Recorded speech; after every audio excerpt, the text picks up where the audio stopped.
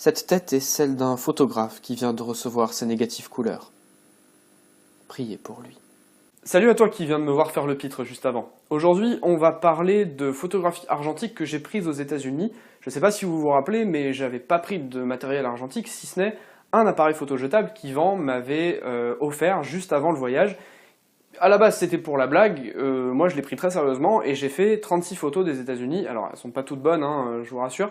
Mais j'avais décidé de vous les présenter une fois que je les aurais reçus. Étant donné que c'est de la pellicule couleur, je ne voulais pas prendre de risque et j'ai envoyé la pellicule à un photographe dans l'Est de la France qui s'appelle Daniel Novak. Je vous mettrai le lien de son site en description. Et il m'a envoyé les négatifs il y a une semaine, tout près, je les ai reçus, donc je voulais vous présenter les résultats.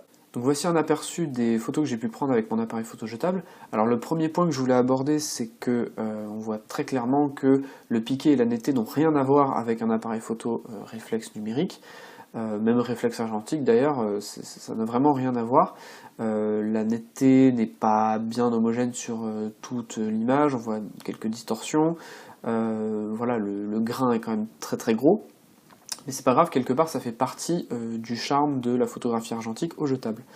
Deuxième point que je voulais aborder avec vous sur cette série d'images, c'est que j'ai scanné tout ça avec un scanner V600 de chez Epson, et par rapport aux autres négatifs que je scanne, j'ai pas trop retouché, surtout en termes de couleur et de teinte. J'ai surtout supprimé des défauts, parce qu'il y avait beaucoup de poussière qui s'était mis sur les négatifs, même si j'avais pris certaines précautions.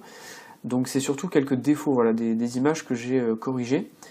Et puis, dernier point que je voulais aborder avec vous, c'est que j'ai décidé de publier ces images sur Instagram, parce que je trouve que c'est un petit côté hipster, et Instagram pour moi c'est les hipsters encore. Donc du coup, je me suis dit que j'allais tout publier sur Instagram, et donc je vous invite à me rejoindre. N'hésitez pas à me laisser vos avis en commentaire, et on se retrouve sur Instagram. Salut!